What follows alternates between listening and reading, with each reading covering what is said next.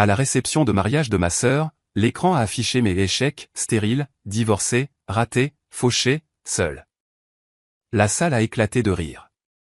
Ma sœur a ricané, ne riez pas trop, elle risque de pleurer. Ignorant les sourires de mes parents, j'ai saisi mon téléphone et tapé un mot, début. Le silence est tombé. Inféconde, divorcé, échec. Les mots brillaient sur un écran de 3 mètres à la réception du mariage de ma sœur. 200 invités riaient. Mon père souriait et disait, juste une blague, ma puce. Ma mère faisait tournoyer son vin comme si elle regardait un théâtre de dîner. Et ma sœur, la mariée, se pencha vers son microphone et dit, ne riez pas trop fort. Elle pourrait vraiment pleurer. Je n'ai pas pleuré. J'ai pris mon téléphone, tapé un seul mot, commencer. Et la salle est devenue si silencieuse qu'on pouvait entendre la glace craquer dans le verre de ma mère. Ce qui s'est passé ensuite n'a pas seulement ruiné la fête. Cela a démantelé 16 années de mensonges et la réputation familiale bâtie dessus. Je m'appelle Théa. J'ai 34 ans. Maintenant, laissez-moi vous ramener 4 semaines avant le mariage, la nuit où j'ai reçu l'appel téléphonique qui a tout déclenché. Il est 23 h un jeudi. Je suis à mon bureau à Rennes, examinant des plans d'élévation pour la rénovation d'un palais de justice historique. Le café est froid. Mon dos me fait mal. Jeudi normal. Mon téléphone s'allume. Numéro inconnu. Indicatif de la Bretagne, mais pas de Rennes. Quelque part de plus petit, quelque part que je connaissais. Je décroche. C'est Lyndon. Une voix de femme. Mesurée, professionnelle. Je m'appelle Dolores Vargas. Je suis infirmière au centre de soins de la colline d'Émeraude. Votre grand-mère m'a demandé de vous appeler. Ma main se crispe autour du téléphone. Grand-mère Ruth, 84 ans, la seule personne de ma famille qui m'ait jamais fait sentir que j'y appartenais. Elle doit subir une chirurgie de remplacement de la hanche dans 3 semaines. Dolores dit que son état est stable, mais à son âge, il y a des risques. Elle vous réclame. J'ai fermé les yeux. 2 ans depuis la dernière fois que je l'ai vue. Je m'étais faufilé dans l'établissement un mardi après-midi quand je savais que mon père ne serait pas là. Nous avons passé 40 minutes ensemble. Elle m'a tenu la main et m'a parlé de son jardin. Puis un membre du personnel a mentionné ma visite au bureau de mon père, et Harold Lyndon s'était assuré que la réception avait des instructions, Théa n'est pas sur la liste des visiteurs approuvés. Il y a autre chose. Baisse la voix. Votre père a dit à Ruth que vous pouviez lui rendre visite, mais seulement si vous assistez d'abord au mariage de votre sœur. C'est dans 3 semaines. Bien sûr, tout avec Harold vient avec des conditions. Et Madame Lyndon, votre grand-mère voulait que je vous dise une chose de plus. Une pause. Elle a dit qu'il préparait quelque chose à la réception. Quelque chose à votre sujet. Elle voulait que vous soyez prête. Je lève les yeux de mon téléphone. Sur le mur en face de mon bureau est accroché un diplôme encadré, architecte émergente de l'année en Bretagne. 5 ans de silence. Et la première voix que j'entends de cette ville n'est pas celle de ma mère. C'est celle d'une infirmière. Pour vous dire ce qui s'est passé ensuite, je dois remonter plus loin. 16 ans plus tôt. J'ai 18 ans. Dernière année, assise à la table de la cuisine dans la maison de mes parents à Saint-Malo, une ville où tout le monde connaît votre nom de famille et la valeur de votre père. Harold Lyndon fait glisser un document sur la table. Un formulaire de transfert de propriété. La propriété est une parcelle de 2 acres à la limite de la ville. Herbe rase, un ruisseau, un vieux chêne. Ma grand-mère Ruth me l'avait donné pour mes 16 ans. Elle l'avait légalement transféré. Elle avait dit, c'est à toi, Théa. Quoi qu'il arrive, signe. Mon père dit, j'ai besoin de cette parcelle pour le projet de Chêne Clair. Grand-mère me l'a donnée, et je te dis de la lui rendre. Je regarde ma mère. Viviane Lyndon est assise au bout de la table, feuilletant un magazine de décoration intérieure. Elle ne lève pas les yeux, ne dit pas un mot. Le bruit des pages tournées remplit le silence. Je ne signe pas. 3 jours plus tard, mon père annule mon fonds de scolarité universitaire. Le compte qu'il mettait de côté depuis ma naissance, disparu, redirigé. Je l'apprends quand le bureau du registraire envoie une lettre. Une semaine après cela, Harold se tient dans le vestibule, les bras croisés. Sors par cette porte. ne revient pas.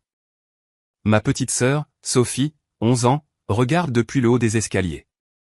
Elle ne dit rien non plus. Elle regarde, c'est tout. Je pars avec un sac de sport et 43 € sur mon compte courant.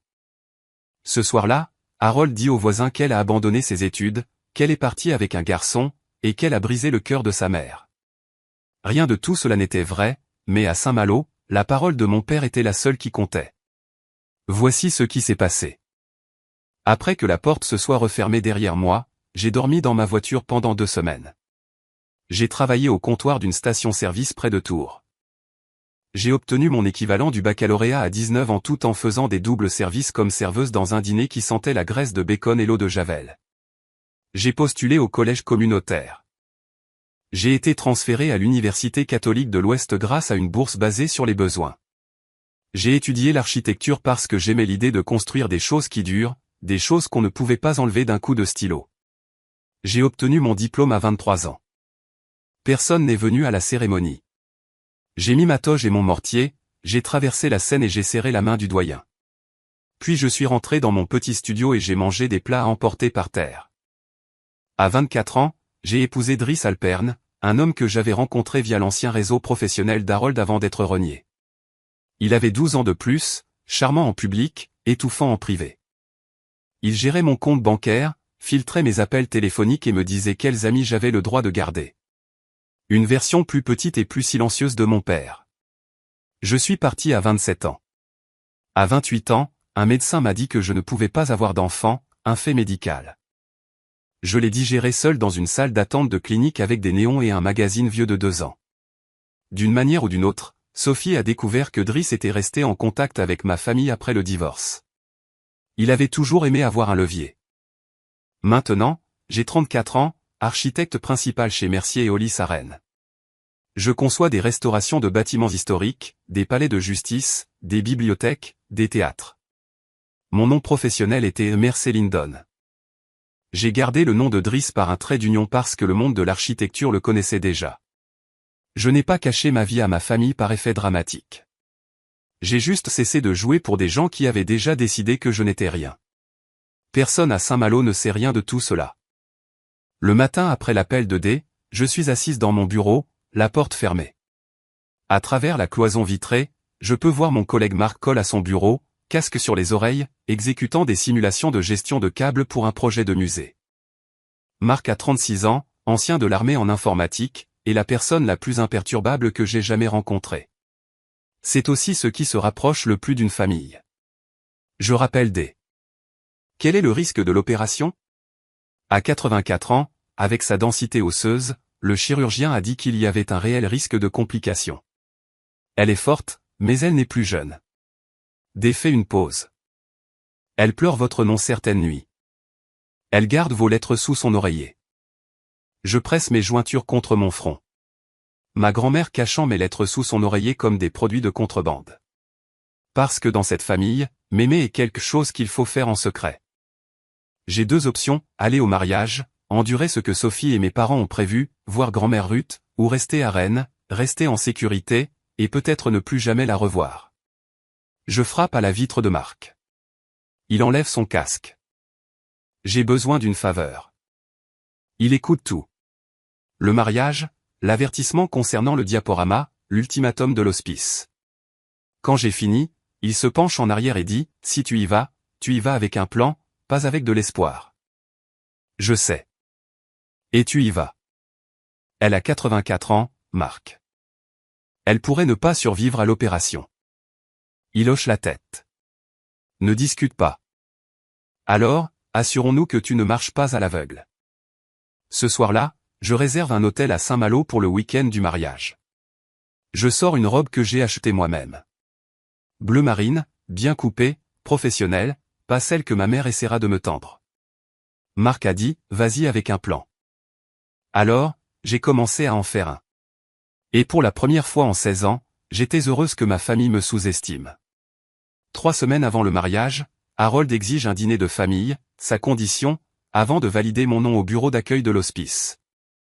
Alors, je conduis 2 heures jusqu'à Saint-Malo. La maison n'a pas changé. Colonne blanche, pelouse entretenue, drapeau français près de la porte, la performance de respectabilité jusqu'à la dernière est taillée. Personne ne me serre dans ses bras à la porte. Viviane me passe au peigne fin. Tu as l'air mince. Tu manges? Je ne suis pas mince. Je cours 5 kilomètres tous les matins et je mange beaucoup. Mais c'est ainsi que ma mère fonctionne. L'inquiétude comme une arme enveloppée dans une question à laquelle personne ne s'attend à ce que vous répondiez honnêtement. Harold est assis au bout de la table. Même chaise, même posture. Alors, qu'est-ce que tu deviens ces temps-ci? Je travaille dans un cabinet de design. Tu réponds au téléphone, j'imagine. Je prends ma fourchette. Ne le corrige pas. Sophie arrive en retard, traînant parfum et suffisance. Elle fait briller une bague de fiançailles de 4 carats sous la lumière de la salle à manger. Ensuite, elle me tire à part dans le couloir. J'ai besoin que tu portes quelque chose de discret au mariage. La famille de Gaëtan est très exigeante. Elle incline la tête. Tu es toujours seule? Personne? Je ne dis rien. Elle sourit. Certaines personnes ne sont tout simplement pas faites pour ça, je suppose. Avant que je ne parte, Viviane me tend un sac à vêtements. À l'intérieur, une robe beige pâle, informe, de taille trop grande. Celle-ci sera parfaite pour toi. À la porte, Harold pose sa main sur mon épaule. Les Whitmore sont de l'ancienne fortune. Il juge. Un faux pas et cette affaire est morte. Ne nous embarrasse pas. Je repars vers l'autoroute, puis le nom me frappe, Whitmore. Je connais ce nom. Pas à cause de la bague de Sophie. Pas à cause des discussions d'affaires d'Harold. Je le connais grâce à un dossier de projet dans mon bureau à Rennes. De retour à mon bureau lundi matin, j'ouvre la base de données clients. Fondation du patrimoine Whitmore. La voilà. Notre cabinet a été engagé pour le projet de restauration du patrimoine de Saint-Malo. Transformant une ancienne filature de l'ère de la guerre de sécession en un centre d'art communautaire. La fondation finance tout. Le contact client, Éléonore Whitmore, présidente de la fondation. La mère de Gaëtan Whitmore. Je suis l'architecte principal de ce projet depuis 6 mois. Nous avons échangé des dizaines de mails, 3 appels vidéo. Elle connaît mon travail, ma philosophie de conception, mon calendrier de projet. Elle connaît Emerson Lindon. Elle ne connaît pas mon visage. Je réfléchis longuement à cela. Je n'ai pas l'intention de l'utiliser. Je ne suis pas Harold. Je ne fais pas de mes relations des armes, mais je le garde en mémoire. Si tout s'effondre à Saint-Malo, je ne suis pas une étrangère pour la famille la plus puissante de la pièce. Ce soir-là, Marc fait ses propres recherches. Il m'appelle à 21h. Le lieu de la réception, le Country Club de Saint-Malo. Ils ont engagé une entreprise de sonorisation locale pour faire fonctionner un projecteur et un système audio. Diaporama, discours, le train-train habituel. Et devinez quoi? L'entreprise de sonorisation manque de personnel. Elle vient de publier une offre pour un technicien indépendant pour l'événement. Marc, j'ai déjà postulé. J'ai reçu un appel en retour en 20 minutes. Tu n'as pas à faire ça, Théa. Tu t'apprêtes à entrer dans une pièce où ta famille a déjà chargé une arme. Je m'assure juste que tu as accès à la sécurité. Mercredi, Marc est confirmé comme technicien audiovisuel indépendant pour le mariage Whitmore-Lindon. Il aura un accès direct au système de projection, aux entrées USB et à la table de mixage. Je prépare une courte présentation, pas une attaque, juste la vérité. Photo, diplôme, récompense, ma vraie vie. Diapositive titre, la vraie Théa Lindon. Je l'enregistre sur une clé USB et la donne à Marc jeudi. Tu ne vas pas à la guerre, Théa, dit-il. Tu vas à un mariage, mais s'il tire le premier coup, tu seras prête à tirer le dernier. Une semaine avant le mariage, Harold valide mon nom à l'accueil. 30 minutes de visite supervisée. Viviane m'accompagnera. La colline d'émeraude sent le désinfectant pour les mains et les légumes bouillis. Viviane s'installe sur une chaise dans le couloir, tapant déjà sur son téléphone. Elle n'entre pas. Grand-mère Ruth est plus petite que je ne m'en souviens. Ses cheveux blancs sont plus fins. Ses mains tremblent, mais ses yeux vifs et perspicaces, n'ont pas changé. Elle me saisit la main dès que je m'assois. Laisse-moi te regarder. Elle étudie mon visage. Tu es en bonne santé. Tu es forte. Je le sens. Je vais bien, grand-mère. Ne les laisse pas te briser à nouveau. Sa poigne se resserre. Tu es la plus forte de cette famille. Tu l'as toujours été. Elle tend la main sous son oreiller et en sort une petite enveloppe. Della aidé à la cacher au personnel. Harold paie pour surveiller. À l'intérieur, une photocopie d'un acte de propriété. La parcelle de 2 acres. Mon nom aussi clair que le jour. Ce terrain est à toi, dit Ruth. Il l'a toujours été. Ton père n'a jamais réussi à le transférer. Il est furieux à ce sujet depuis. Je fixe le document. Pendant 16 ans, j'ai supposé qu'Harold avait trouvé un moyen légal de contourner mon refus. Une question technique, une signature falsifiée. Il ne l'avait pas fait. Le terrain était toujours à moi. Il dit aux gens que ça fait partie des propriétés Lyndon, murmure Ruth. Mais ce n'est pas le cas. Il n'a jamais eu le droit. Un coup frappé à la porte. La voix de Viviane est sèche. Le temps est écoulé. Je plie l'enveloppe et la mets dans la poche de ma veste. Je me penche et j'embrasse le front de Ruth. C'est ma fille, murmure-t-elle. Je sors devant ma mère, qui ne demande pas comment va Ruth. Elle vérifie son rouge à lèvres et son écran de téléphone et dit, allons-y. J'ai un essayage. Je quitte l'hospice avec 2 choses, la bénédiction d'une grand-mère et la preuve que mon père avait menti sur plus que juste moi. 6 jours avant le mariage, mon appartement à Rennes. Marc est assis sur mon canapé avec son ordinateur portable ouvert. Sur l'écran, le diaporama que j'ai créé. Diapositive 1, une photo de moi dans ma toge à la remise des diplômes. Seule, souriante quand même. Légende, personne n'est venu à ma remise de diplôme. J'y suis allé quand même. Diapositive 2, mon permis d'architecte encadré sur le mur de mon bureau. Architecte diplômé, région de Bretagne. Diapositive 3, moi sur un chantier, casque de chantier, plan à la main. Architecte principal, Mercier et Hollis. Diapositive 4, la plaque de récompense. Architecte émergente de l'année en Bretagne. Diapositive 5, un écran de texte simple, lettres blanches sur noir. Tu m'as traité d'abandonneuse d'études. J'ai un master. Tu m'as traité de fauché. Je suis propriétaire.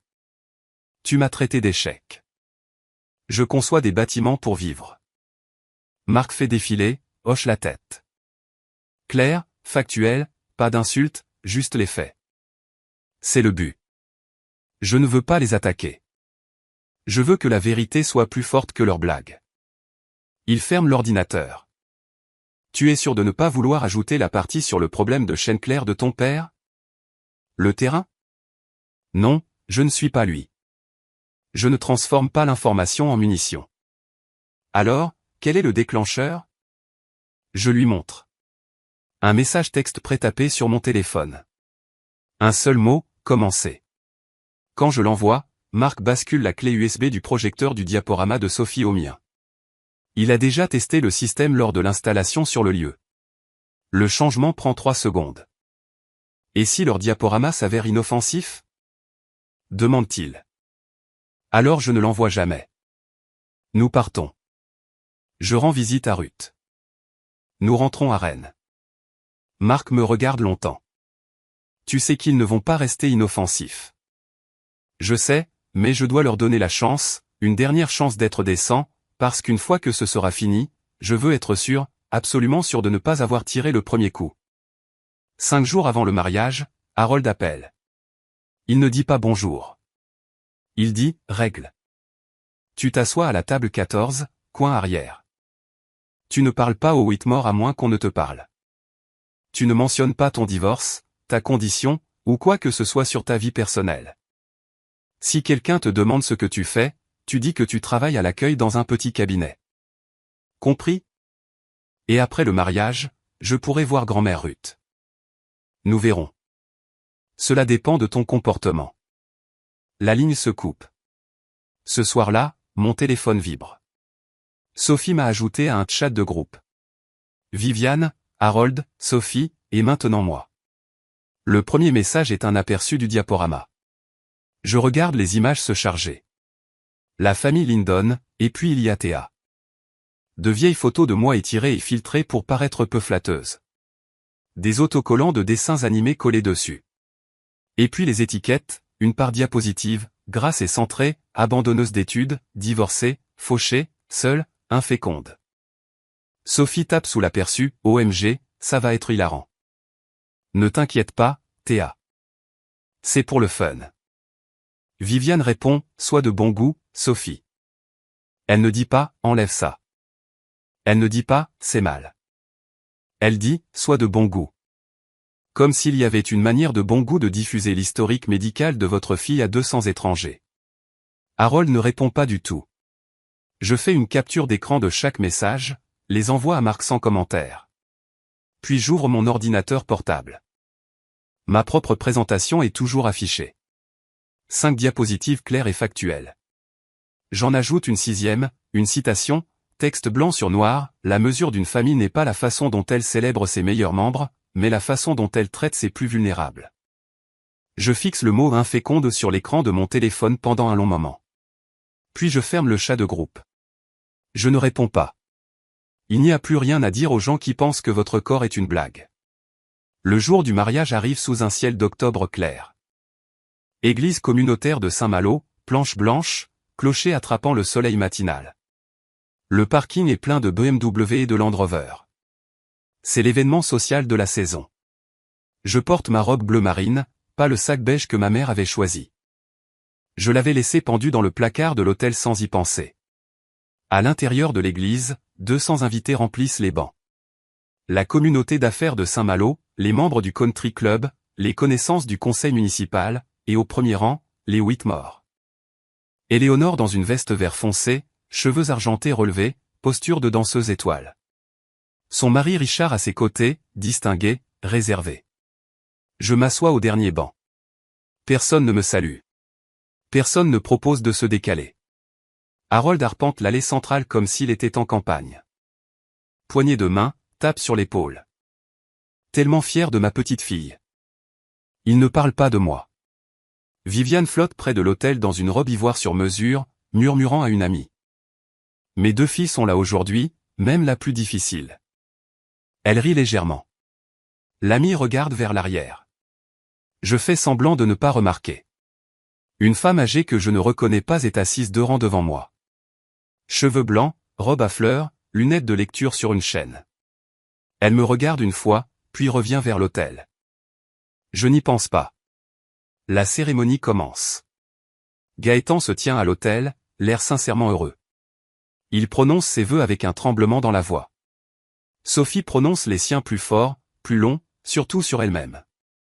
À travers l'église, j'aperçois Marc près de l'entrée latérale, portant un polo noir avec le logo de l'entreprise d'audiovisuel. Il ajuste un câble de microphone sur l'autel. Nos regards se croisent une demi-seconde. Il donne le plus petit des hochements de tête. Mon père serre des mains comme un politicien. Ma mère sourit comme une hôtesse. Et moi, je suis assise au dernier rang comme un fantôme qu'ils ont invité exprès. La réception a lieu au country club de Saint-Malo. Lustre en cristal, table ronde drapée de linge blanc, un écran de projection de 3 mètres sur 2 derrière la table d'honneur, l'odeur des gardénias et de l'argent. Je suis assise à la table 14. Coin arrière près de la porte de la cuisine. Chaque fois qu'un serveur passe en trombe, une rafale de plats qui s'entrechoquent et d'ordres criés me frappe le dos. Mes voisins de table sont des cousins éloignés à qui on n'a visiblement rien dit sur moi et un couple âgé qui passe tout le plat d'entrée à discuter de leur récente croisière.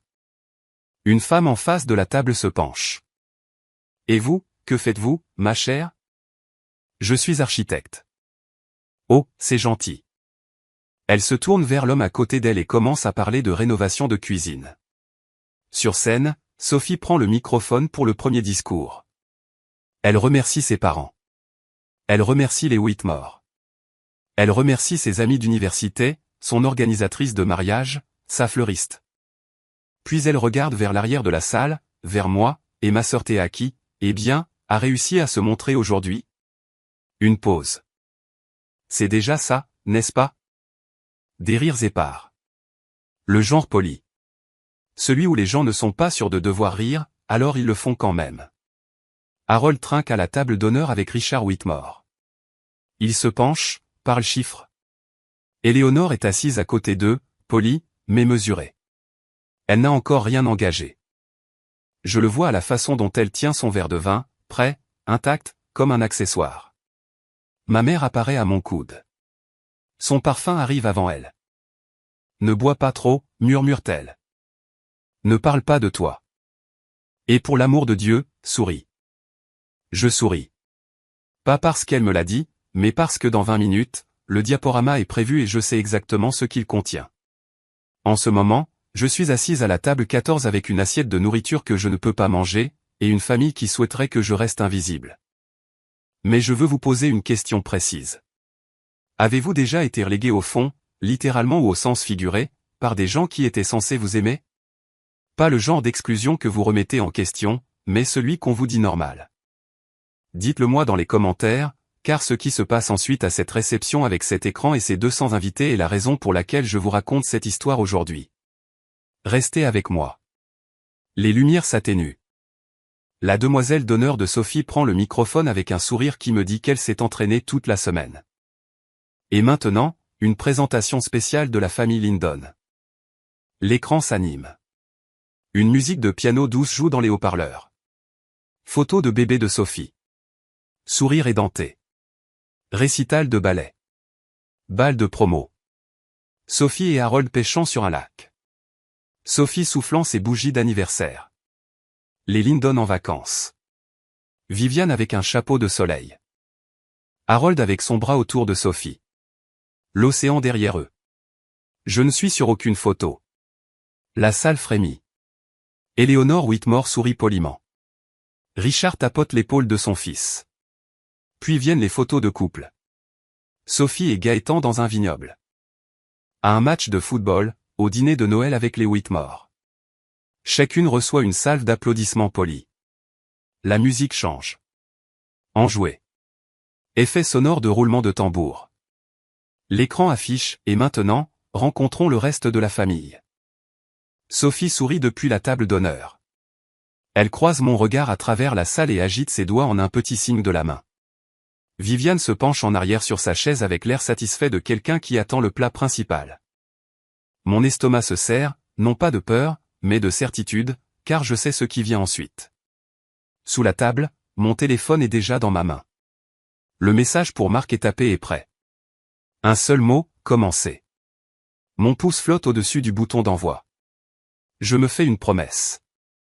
Si la diapositive suivante est inoffensive, si c'est une vieille photo avec une légende douce, si c'est un vrai discours, s'il y a ne serait-ce qu'un grain de décence dans ce qu'ils ont préparé, je ne ferai rien. Je prendrai la blague.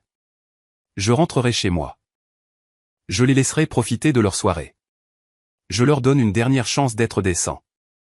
L'écran change. Mon visage remplit le cadre. Une vieille photo du lycée. Granuleuse, peu flatteuse. En bas, lettres blanches en gras, abandonneuse d'études coche épaisse blanche. Un rire nerveux se propage dans la salle.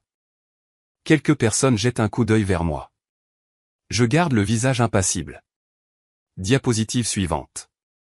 Un emoji de cœur brisé à côté de mon nom. Divorcé. Les rires deviennent plus forts maintenant. Le genre qui se nourrit de lui-même. Suivante. Un dessin animé d'un portefeuille vide s'ouvrant en flottant. Fauché. Quelqu'un à la table 6 renifle dans son champagne. Suivante, une photo d'un seul couvert. Une chaise, une assiette. Seul. Sophie rit depuis la table d'honneur. Viviane sirote son vin, regardant la salle comme si elle notait la performance. Puis la diapositive finale se charge. Un clipart de bébé avec un X rouge estampillé dessus. Inféconde. Le mot remplit l'écran de 3 mètres. Pendant un instant, la salle devient silencieuse.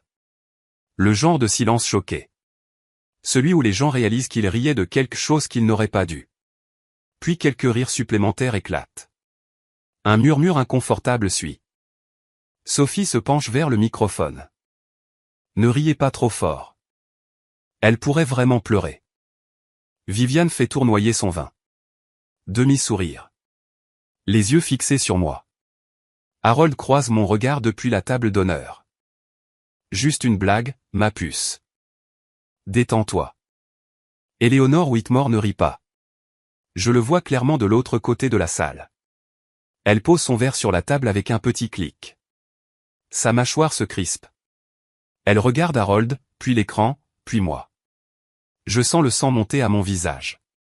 Mes mains tremblent. Ma vision se rétrécit à un seul mot sur cet écran. Inféconde. Mon historique médical. Mon deuil privé projeté pour que 200 étrangers rient. C'était la limite. Et ils ne l'ont pas seulement franchi. Ils l'ont diffusé en lettres de 3 mètres.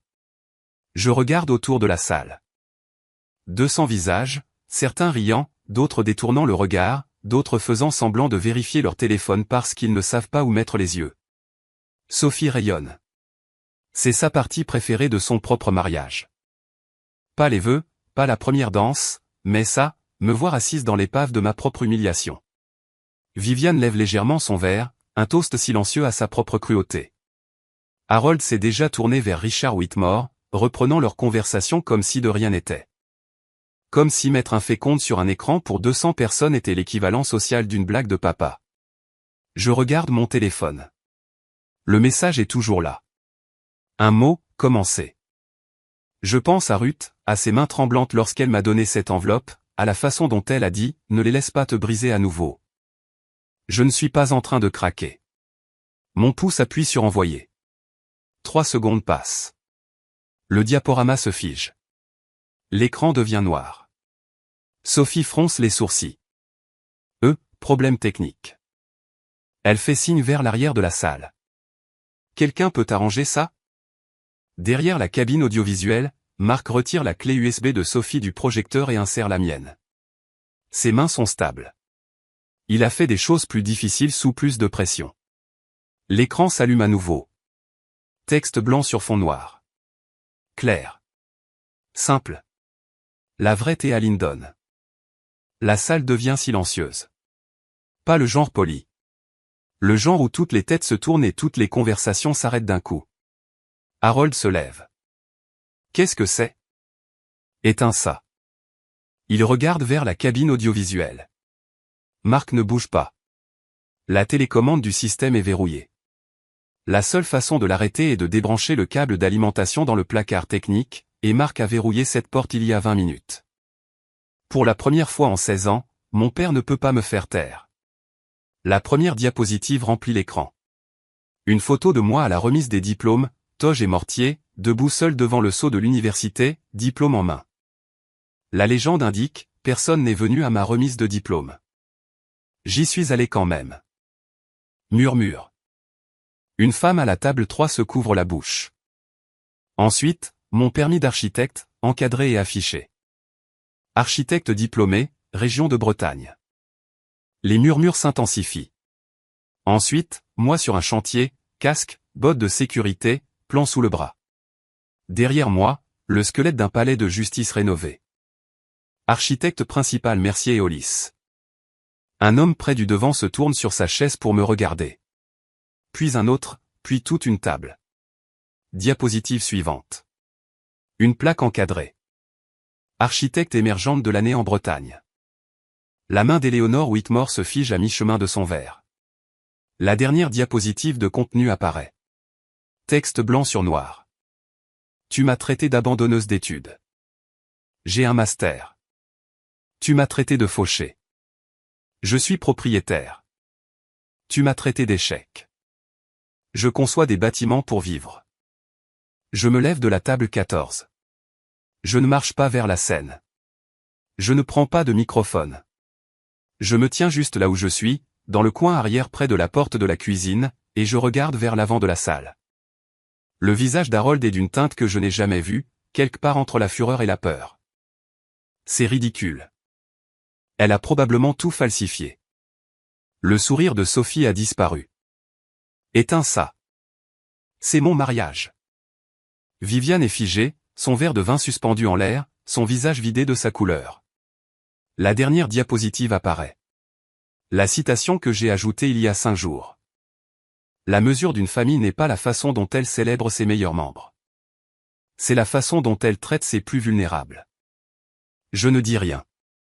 Je n'ai pas besoin de le faire. L'écran fait tout le travail. Harold bouge vite. Il sort de derrière la table d'honneur. Les deux mains levées, sourire figé. Le même sourire qu'il utilise lors des réunions du conseil municipal et des dîners du Rotary. Chers amis, je m'excuse pour cette interruption. Mon aîné a toujours un certain don pour le drame. Il rit. Cela tombe à plat. C'est clairement un malentendu. Il marche vers moi. La foule s'ouvre légèrement, comme les gens le font lorsqu'ils sentent une collision arriver. Ses chaussures claquent sur le parquet. Quand il atteint la table 14, il baisse la voix, mais pas assez. Les tables voisines peuvent entendre chaque mot. Assieds-toi immédiatement ou tu ne verras plus jamais ta grand-mère. Je le regarde. Mon père, 62 ans, constructeur de maisons, destructeur de filles. Et je dis d'une voix tout aussi calme, tu as utilisé grand-mère rude comme une laisse toute ma vie. Cela se termine ce soir. Sa mâchoire se crispe. Je vais appeler la sécurité. Depuis la table d'honneur, une chaise racle en arrière. Gaëtan Whitmore se lève. Son visage est tendu. Attends.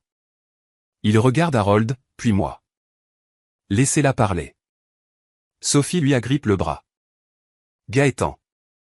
Il se dégage. Quelque chose ne va pas ici, Sophie. Je veux entendre ça. La salle change. Je le sens.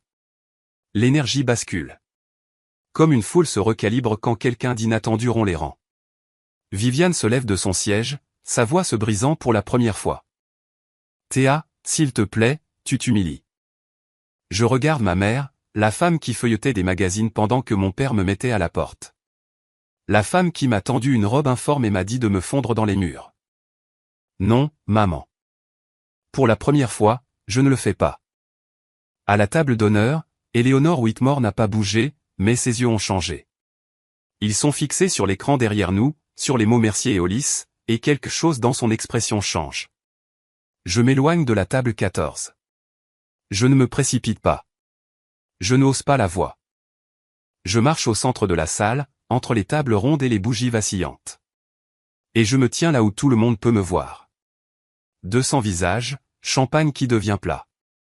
La musique de piano s'est arrêtée. Je n'ai pas abandonné mes études. Ma voix est ferme, conversationnelle, comme si j'expliquais un calendrier de projet lors d'une réunion du lundi. Mon père a retiré mes frais de scolarité quand j'avais 17 ans parce que je n'ai pas voulu signer un terrain que ma grand-mère m'avait donné. Harold ouvre la bouche. Je continue. Je n'ai pas choisi d'être seul. On m'a dit de partir et de ne jamais revenir. J'avais 18 ans avec 43 € dans un sac de sport. La main de Viviane tremble sur son verre de vin. Mon divorce. J'ai épousé un homme choisi par ma famille. Il était contrôlant. Je suis parti. Ce n'est pas un échec. C'est la survie. Une femme à la table 5 porte sa serviette à son visage. Son mari passe son bras autour d'elle. Et inféconde. Je regarde directement Sophie. C'est une condition médicale, pas une blague. Et tu l'as mise sur un écran pour 200 personnes à ton propre mariage. La lèvre inférieure de Sophie tremble. Elle ouvre la bouche, mais rien ne sort. Je regarde Viviane. Tu as aidé à concevoir ces diapositives, et tu m'as donné une robe faite pour me rendre invisible. Je regarde Harold. Tu m'as dit de m'asseoir au fond, de rester tranquille, et de ne pas t'embarrasser. Je laisse la pause s'étirer. La seule chose embarrassante dans cette salle, c'est ce que vous venez de faire à votre propre fille. Le silence est total. Un serveur tenant un plateau de dessert s'arrête dans l'embrasure de la porte de la cuisine, immobile. Puis j'entends le bruit d'une chaise repoussée. Lent, délibéré. Eleanor Whitmore se lève et marche droit vers moi. Eleanor Whitmore traverse la salle comme si elle en était propriétaire. Et à bien des égards, elle l'est. La moitié des personnes ici ce soir doivent une subvention, une faveur, ou un siège au conseil à sa fondation. Elle s'arrête à 1 mètre de moi. Ses yeux passent de mon visage à l'écran derrière nous où architecte principal Mercier et Hollis brillent toujours.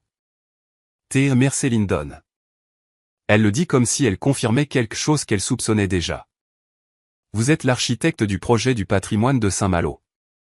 Oui, madame. Éléonore se tourne lentement, de la manière dont une femme se tourne lorsqu'elle veut que la salle voie exactement où elle regarde. Elle fait face à Harold. Monsieur Lyndon, sa voix est ferme et chirurgicale. La femme que vous venez d'humilier devant ma famille est l'architecte que j'ai engagé pour restaurer le bâtiment le plus important de cette ville. La couleur quitte le visage d'Harold en temps réel. Je regarde cela se produire. Le rougissement confiant remplacé par quelque chose de gris et d'exposé. Je ne savais pas. Vous ne saviez pas parce que vous n'avez pas pris la peine de connaître votre propre fille. Une vague parcourt la salle. Mots chuchotés, tête qui tourne. Quelqu'un à la table lui sort un téléphone. Sophie bondit de la table d'honneur, la voix aiguë. Bébé, c'est de la folie. Elle invente tout. Elle tend la main vers Gaëtan. Il recule. Sa main reste à ses côtés. Viviane essaie ensuite. Elle s'approche d'Éléonore avec son sourire d'hôtesse à pleine puissance. Éléonore, s'il vous plaît. C'est une affaire de famille. Éléonore ne quitte pas Harold des yeux. Vous en avez fait une affaire publique, Madame Lyndon, lorsque vous l'avez projetée sur un écran de 3 mètres. La salle expire. Je peux l'entendre. 200 personnes qui expirent en même temps. Le relâchement collectif de l'attention retenue. Le recalcul qui se produit à chaque table. Personne ne regarde plus la mariée. Harold essaie de se ressaisir. Il a passé 62 ans à se ressaisir. C'est ce qu'il fait. Il reconstitue le sourire, ajuste la poignée de main, réinitialise le récit.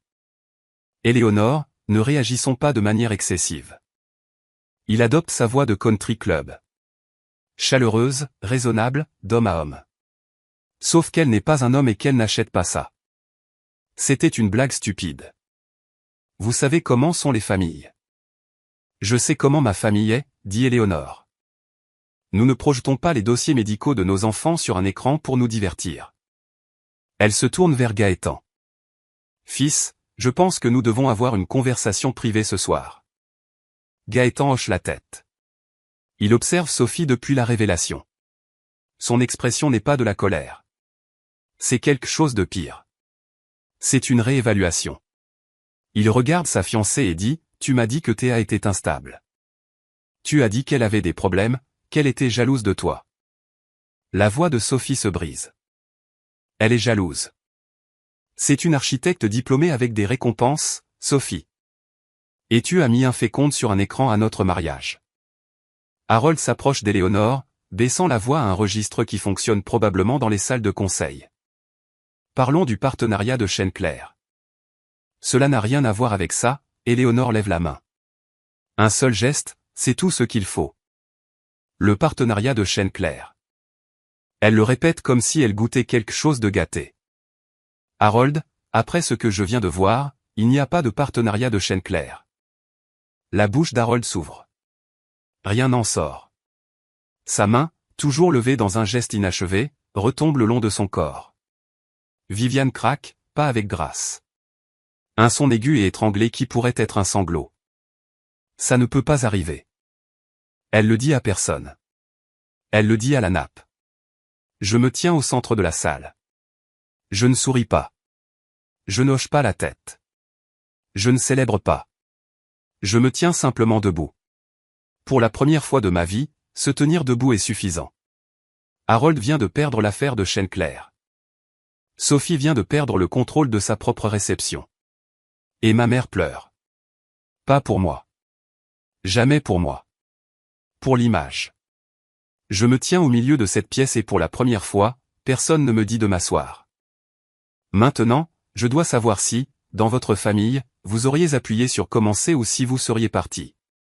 Tapez un 1 pour commencer ou un 2 pour partir dans les commentaires et restez avec moi car ce qui se passe après ce moment est quelque chose que je n'avais jamais prévu. Sophie est une élève rapide. Elle a grandi en regardant notre mère passer de la cruauté à la retenue en moins de 5 secondes. Et maintenant, elle déploie la même compétence. Son visage s'effondre, pas progressivement, tout d'un coup comme un interrupteur. Les larmes coulent sur ses joues. Elle se précipite au centre de la salle, les mains pressées contre sa poitrine. C'est mon jour, sa voix se brise parfaitement. Elle fait toujours ça. Elle a toujours été jalouse de moi. Elle se tourne vers la foule, le mascara coulant. Je l'ai invitée parce que je voulais qu'elle soit là. Le diaporama était censé être drôle. Elle tord tout. Quelques invités se agitent mal à l'aise. Voilà. Cette hésitation sur laquelle les prédateurs comptent. Le moment où les spectateurs se demandent si la femme qui pleure n'est pas la vraie victime. Sophie se tourne vers Gaëtan. Tu l'as choisi le jour de notre mariage? Viviane se précipite aux côtés de Sophie, lui passant un bras autour des épaules. Mon bébé? Ils attaquent mon bébé. Elle regarde Éléonore avec des yeux humides. Ne voyez-vous pas ce qui se passe? Pendant une seconde, juste une seconde, je sens la salle basculer vers eux. Les larmes sont puissantes. Une mariée qui pleure à son propre mariage est puissante. Je vois le doute traverser quelques visages. Puis Éléonore parle. Elle n'élève pas la voix. Elle sort simplement son téléphone, jette un coup d'œil à l'écran toujours allumé derrière nous. Drôle. Elle lit les diapositives. Inféconde. Échec. Seule. Elle regarde Sophie. Quelle partie était la blague, ma chérie? Le doute s'évapore. La salle se réinstalle comme un jury qui a envisagé un verdict différent et l'a rejeté. Les larmes de Sophie coulent toujours, mais elles ont perdu leur pouvoir. Elle est en train de ruiner mon mariage. Je ne crie pas. Je ne monte pas son volume. Je dis juste, je n'ai pas créé le diaporama, Sophie. C'est toi qui l'as fait. Éléonore n'a pas fini. Elle se retourne vers Harold. Et cette fois, sa voix porte la précision plate d'une femme qui gère une fondation de plusieurs millions d'euros. Le projet de Chêne-Clair. Vous nous avez dit que le terrain était entièrement consolidé sous les propriétés Lindon. Chaque parcelle comptabilisée. Harold se raidit. Il l'est. Je ne planifiais pas cela. Je ne l'ai pas répété. Mais j'entends les mots Chêne-Clair et entièrement consolidé. Et quelque chose se met en place, l'enveloppe dans ma poche, l'acte que Ruth m'a serré dans les mains il y a une semaine. En fait, dis-je, il ne l'est pas. La salle se tourne vers moi. Je plonge dans ma veste et sors la photocopie pliée. La parcelle centrale, celle que ma grand-mère m'a donnée quand j'avais 16 ans, est toujours à mon nom. J'ai l'acte ici même. Le visage d'Harold devient rigide. Pas la rigidité publique de la maîtrise de soi, mais le genre privé, celui dont je me souviens de la cuisine quand j'avais 18 ans et qu'il m'a fait glisser ce document. Éléonore regarde le papier, puis Harold. Vous alliez construire sur un terrain qui appartient à votre fille arrangé sans son consentement, sans nous le dire. Elle était censée le signer il y a des années. J'avais 18 ans. Vous avez essayé de me forcer. J'ai dit non, vous m'avez mis à la porte. Je plie l'acte et le remets dans ma poche. Et vous dites aux gens que le terrain est à vous depuis lors. Richard Whitmore se lève pour la première fois. Il boutonne sa veste. Le genre de petit mouvement délibéré que font les hommes quand ils s'apprêtent à partir définitivement. Éléonore croise le regard d'Harold une dernière fois. Monsieur Lindon, je pense que nous avons terminé ici. Harold se tourne vers moi. Sa voix devient brute et petite. Espèce d'ingrate. Gaëtan s'avance. Assez. Sa voix est nette et définitive. Ça suffit, monsieur Lindon. Quelque chose se brise chez Viviane. Elle a tenu le coup. Le sourire. La posture, le masque d'hôtesse pendant près de 40 ans. Mais les Whitmore s'en vont. L'affaire est morte. Et la salle regarde sa famille de la manière dont elle a passé toute sa vie à s'assurer qu'il ne le ferait jamais. Elle se tourne vers moi. Le vernis a disparu. La composure de la femme feuilletant des magazines et faisant tournoyer son vin a disparu. Tu crois que tu es meilleur que nous maintenant? Sa voix tremble. Tu crois que tes petites diapositives changent quelque chose? Tu n'étais rien. Tu n'avais rien quand tu as quitté cette maison. Vous avez raison. J'avais rien parce que vous vous en êtes assuré. J'ai fait ce qui était le mieux pour cette famille. Tu as fait ce qui était le mieux pour l'image. Il y a une différence. Elle regarde autour de la salle, cherchant un allié. Ses yeux tombent sur des visages familiers. Des amis du country club, des membres du club de lecture, des femmes avec qui elle déjeune depuis 20 ans. Elle tente le sourire social. C'est tellement embarrassant. Des drames familiaux. Vous savez comment c'est. Personne ne lui rend son sourire. Puis une voix s'élève de l'arrière. La femme âgée de l'église, celle avec les lunettes de lecture sur une chaîne. Elle se lève lentement, agrippant le bord de sa table. Je connais Ruth Lindon depuis 50 ans. Sa voix est faible, mais porte à travers la salle silencieuse. Elle aurait honte de ce que vous trois avez fait ce soir. Elle prend sa pochette et se dirige vers la sortie. Ses talons claquent sur le sol, mesurés et définitifs. Un autre couple se lève. Puis un homme à la table 9. Pas de discours, pas de drame. Ils partent, tout simplement. Viviane s'affaisse sur la chaise la plus proche. Sa main trouve son verre de vin, mais elle ne le lève pas. Pour la première fois, elle semble exactement de son âge. Peut-être plus vieille. La salle se vide et personne ne prétend que c'était une blague. La salle est plus clairsemée maintenant. Chaises vides éparpillées parmi les invités restants. Les gardénias se flétrissent sous la chaleur des lustres. Sophie est assise seule à la table d'honneur. Gaëtan se tient avec sa mère près de la porte latérale. Harold n'a pas bougé du centre de la salle, les mains le long du corps, fixant le sol. Je regarde ceux qui restent. Ma famille. Cette salle. Ces années de silence se terminant ici entre les assiettes de dessert et les coupes de champagne à moitié vides. Je ne vais pas au microphone. Je n'en ai pas besoin. Ma voix porte très bien dans une salle aussi silencieuse. Je ne suis pas venu ici pour ruiner ton mariage, Sophie. Je regarde ma sœur. Je suis venu parce que grand-mère Ruth me l'a demandé. Parce que même après tout, elle croit encore que cette famille peut être meilleure. La tête de Sophie s'abaisse. Je ne vous déteste aucun de vous. Je regarde Harold, Viviane. Mais j'ai fini d'être votre blague. J'ai fini de gagner le droit d'exister dans cette famille. Les yeux d'Harold se lèvent enfin vers moi. Ils sont rouges. Je n'avais jamais vu ça auparavant. Si tu veux que je fasse partie de ta vie, cela commence par le respect. Pas des conditions, pas des performances. Le respect. Je prends ma pochette à la table 14. Je redresse ma robe bleu marine, celle que j'ai achetée moi-même. Et si vous ne pouvez pas faire ça, alors c'est au revoir. Je me dirige vers la sortie. Devant Harold, il ne regarde pas. Devant Viviane, elle fixe la nappe. Devant Sophie, elle détourne le visage. À la porte, une voix m'arrête. Mademoiselle Lindon. Je me tourne. Eleanor Whitmore se tient près du vestiaire. Sa veste verte est déjà mise. Ses clés de voiture sont dans sa main. Lundi matin, à mon bureau. Nous avons un projet à terminer. Je hoche la tête. Elle hoche la tête en retour et je sors dans la nuit d'octobre. Le parking est à moitié vide. La plupart des premiers arrivés sont déjà partis. Je m'assois dans ma voiture, le moteur éteint, les mains sur le volant, fixant l'entrée du country club. Un coup à la fenêtre. Marc, toujours dans son polo d'entreprise d'audiovisuel, tenant 2 cafés de station-service. Je déverrouille la porte. Il s'installe sur le siège passager et m'entend un. Ça va? Non. Je saisis la tasse à 2 mains, mais je vais mieux que depuis des années. Nous restons silencieux un moment. À travers le pare-brise, je peux voir des silhouettes sortir en filet du club, des couples marchant vite, un homme desserrant sa cravate. Personne ne rit. Mon téléphone vibre. Gareth. Je suis désolé pour ce que la famille de ma femme a fait. Sophie et moi devons parler. Je ne sais pas où cela va mener.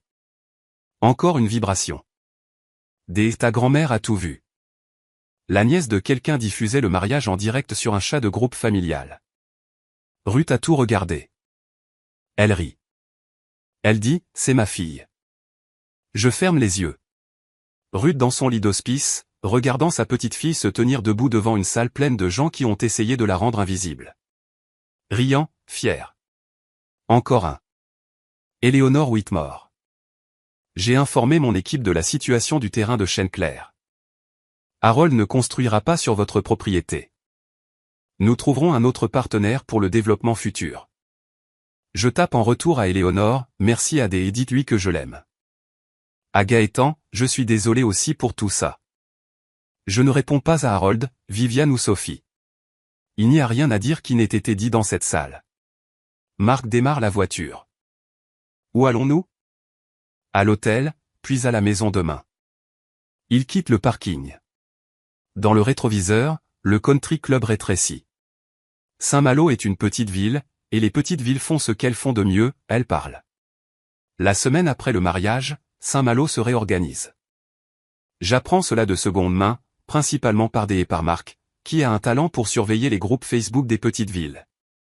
Viviane est retirée du comité de planification du gala d'automne de Saint-Malo. Pas d'annonce officielle, juste un email discret du secrétaire d'Éléonore. Nous restructurons le comité cette année. Merci pour vos contributions passées. Viviane appelle 3 membres du conseil. Aucun ne répond. Harold perd 2 partenaires commerciaux mineurs dans les 10 premiers jours. Un promoteur immobilier à Saint-Aubin se retire d'une coentreprise, invoquant des problèmes d'alignement. Un entrepreneur local qui lui était fidèle depuis 15 ans envoie une lettre polie pour dire qu'il poursuit d'autres opportunités. Les propriétés Lindon ne s'effondrent pas, Harold est trop enraciné pour cela. Mais les fissures sont visibles. Et dans une ville où la réputation est monnaie courante, les fissures se dépensent vite. Sophie et Gaëtan. Gaëtan demande une thérapie de couple. Sophie refuse. Elle appelle ça une insulte. Au bout de 2 semaines, Gaëtan fait ses valises et s'installe dans la maison d'amis de ses parents. Ils ne sont pas divorcés, mais ils ne sont pas ensemble. Le club de lecture que Viviane anime tous les 3e jeudis depuis 11 ans déménage tranquillement dans le salon de quelqu'un d'autre. Personne ne le lui dit. Je ne suis pas ces événements en temps réel. Je suis à Rennes, de retour à mon bureau, de retour à ma table à dessin. J'ai une rénovation de palais de justice à finaliser et un projet patrimonial à présenter. Marc me lit un message de la page Facebook de la communauté de Saint-Malo pendant que nous déjeunons. Quelqu'un a partagé une photo de l'écran du diaporama avec la légende « C'est ce qui s'est passé au mariage Whitmore-Lindon ». Honte au Lindon. 87 réactions, 42 commentaires.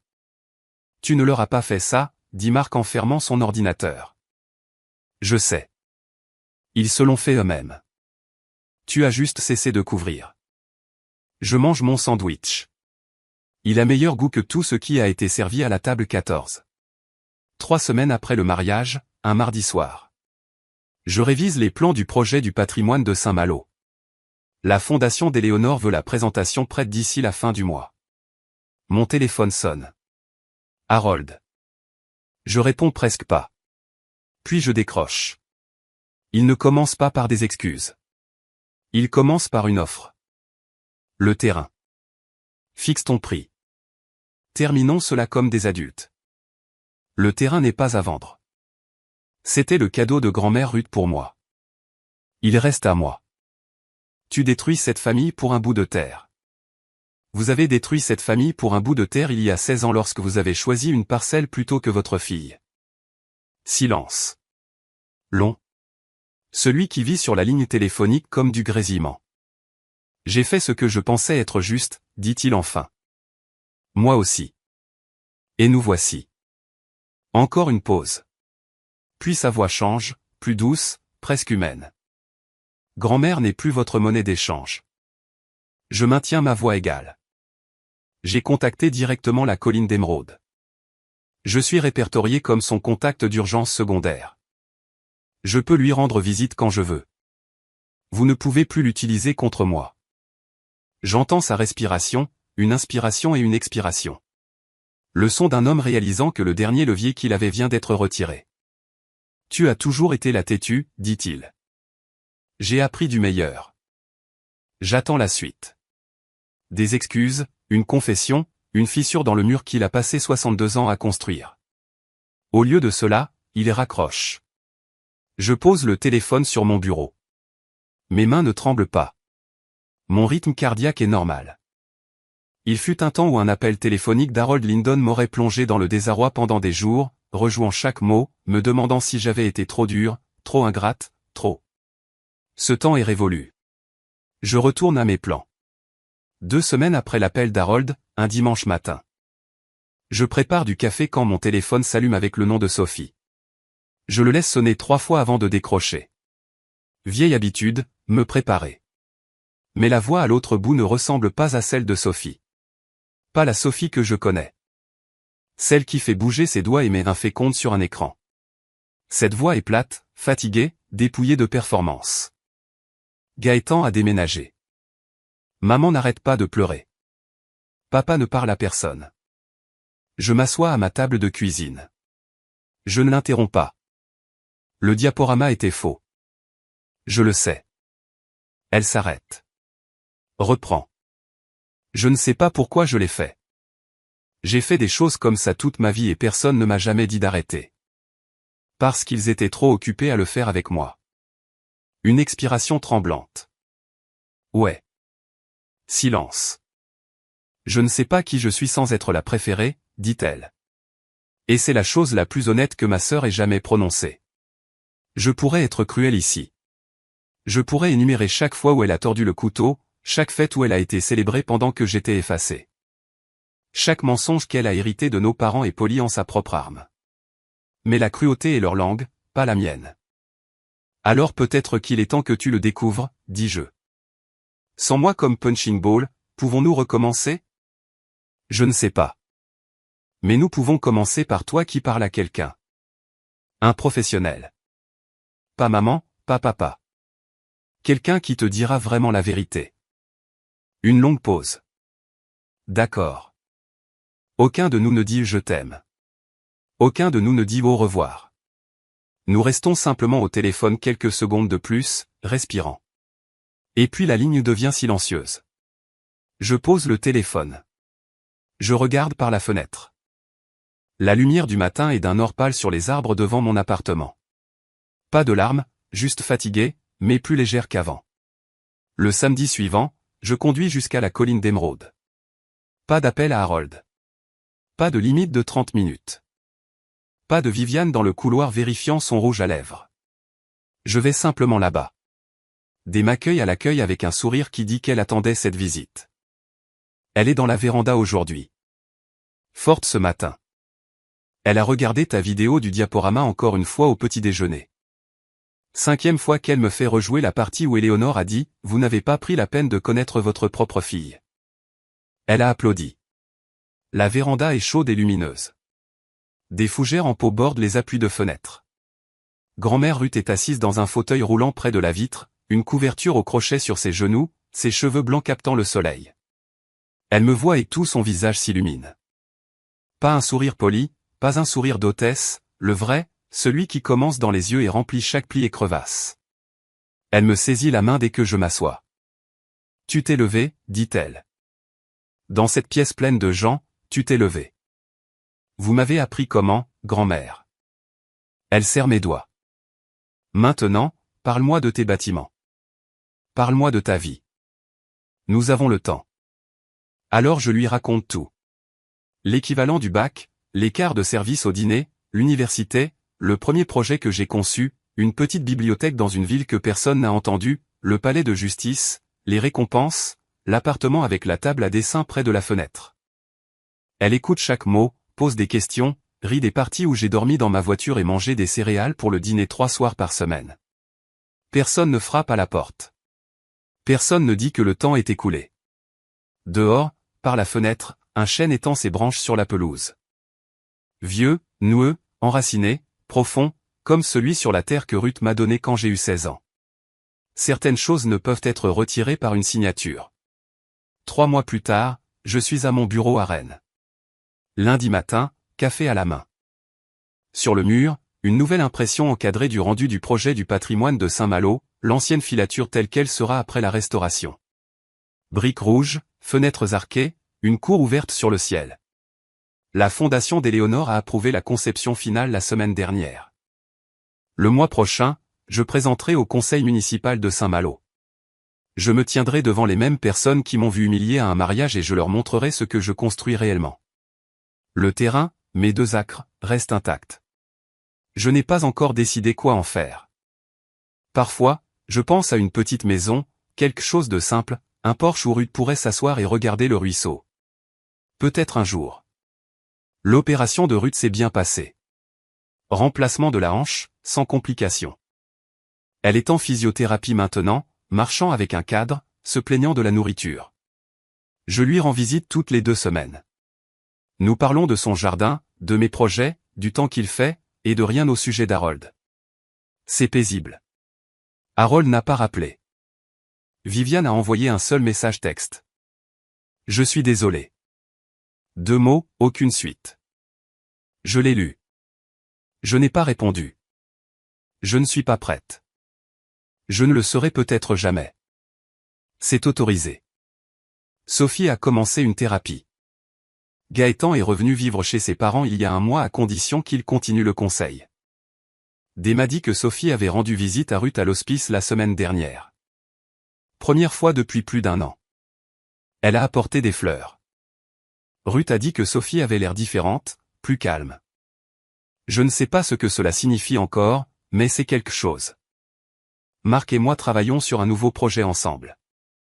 Une école historique dans la vallée de la colline d'Émeraude. Petit budget, grand cœur. Le genre de travail qui me rappelle pourquoi j'ai choisi cette carrière. Je prends mon petit déjeuner seul la plupart des matins. Café, toast, les nouvelles. Mais seul n'est pas la même chose que solitaire. J'ai appris la différence quand j'ai cessé de m'asseoir à la table 14. Ce matin, je me tiens devant le miroir de ma chambre. Blazer bleu marine, chemisier blanc, cheveux tirés en arrière. Sur ma commode, l'invitation à la présentation du conseil municipal de Saint-Malo. Mon nom imprimé en caractères noirs nets. Thea Lindon, architecte principal. Pas Thea Mercé Lindon.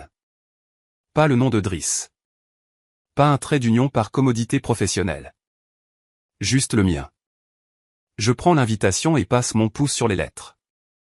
Il y a 6 mois, j'étais assise au dernier rang d'une église et je regardais mon père serrer des mains comme s'il possédait le monde. Il y a 4 mois, j'étais debout dans une salle de banquet pendant que mon corps était transformé en blague pour 200 personnes. Aujourd'hui, je retourne à Saint-Malo. Mais je ne vais pas à l'ancienne maison. Je ne vais pas mendier une place à la table de qui que ce soit. Je vais à l'ancienne filature. Celle que je reconstruis de fond en comble. Brique par brique, poutre par poutre. La façon dont j'ai tout reconstruit le reste. Ils m'ont appelé inféconde, divorcée, échec, abandonneuse d'études, fauchée, seule. Je suis certaine de ces choses, et aucune d'elles ne me définit. Vous n'avez pas besoin de la permission de votre famille pour avoir une vie qui vaille la peine d'être vécue. Vous avez juste besoin d'arrêter de la demander. Je prends mes clés. Je sors par la porte. Le soleil d'octobre est vif et pur, comme il l'est en Bretagne quand les feuilles tournent et que l'air sent les bois et les matins froids. Je conduis vers l'ouest en direction de Saint-Malo, vers le bâtiment que je restaure pour une ville qui ne connaît pas encore toute mon histoire, mais qui la connaîtra. La route s'étire devant moi. Les montagnes se dressent, bleues au loin. Et je ne rentre pas à la maison.